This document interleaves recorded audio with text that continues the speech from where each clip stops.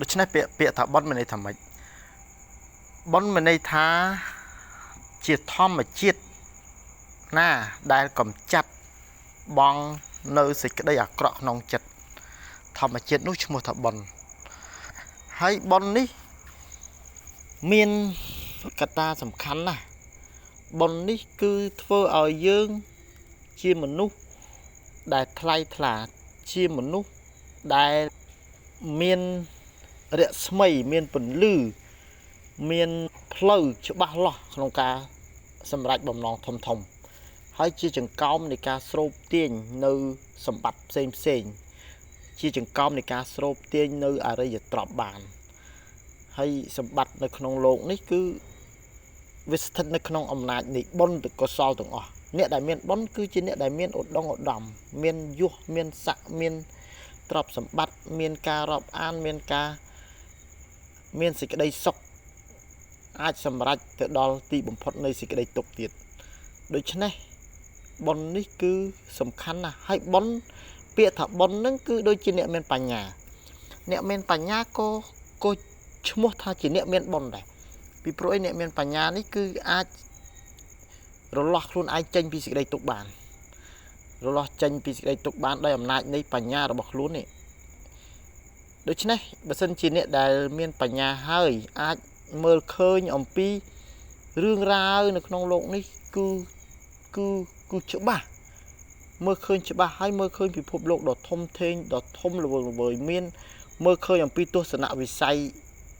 ច្បាស់លាស់ឃើញផ្លូវពិតប្រាកដក្នុងការតម្រង់ទិសខ្លួនឯងបាន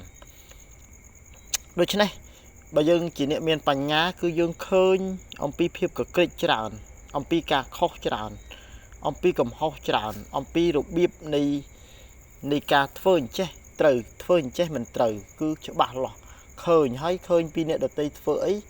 គឺយើងរង្គៀសចិត្តគឺយើងសោកស្ដាយយើងអាណិតអាសូរយើងសំណោះឃើញអ្នកដទៃធ្វើអីមិនទំនងគឺបញ្ញាជាអ្នកមើលឃើញធ្លុះកាលណាមើលឃើញហើយមានការអាណិតអាសូរ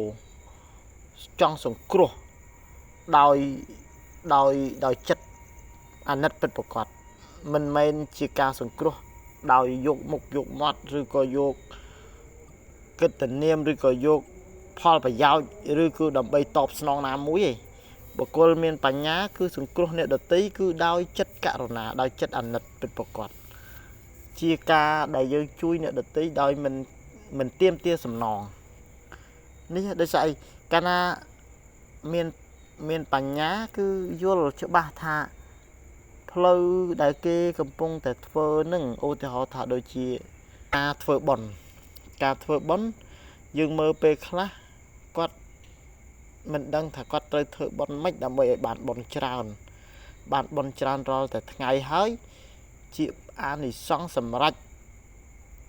ដកឧត្តមឧត្តមអាចសម្រាប់ជាបុណ្យកុសលដ៏ក្រៃលែងបុណ្យកុសលធំធេងណាស់គាត់អត់បានមើលឃើញពីចំណុចហ្នឹងទេ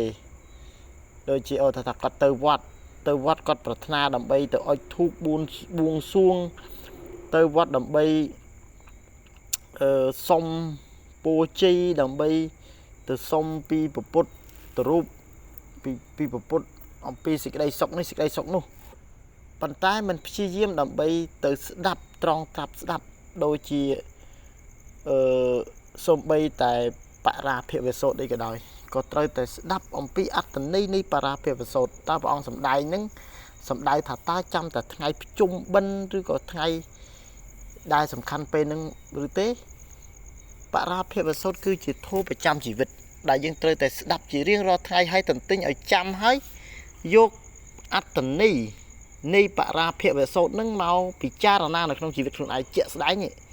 មិនសំខាន់ថាថ្ងៃបុណ្យភ្ជុំបិណ្ឌថាយើងត្រូវស្ដាប់បរាភិវសូត្រទេដោយព្រះអង្គទ្រង់ត្រាស់សម្ដែងថាជនប្រព្រឹត្តលបែង3ប្រការលបែងស្រីលបែងស្រាលបែងភ្នល់ទាំងឡាយធ្វើទ្រព្យខ្លួនមានឲ្យអន្តរាយហេតុនោះទាំងឡាយនាំឲ្យវិនាស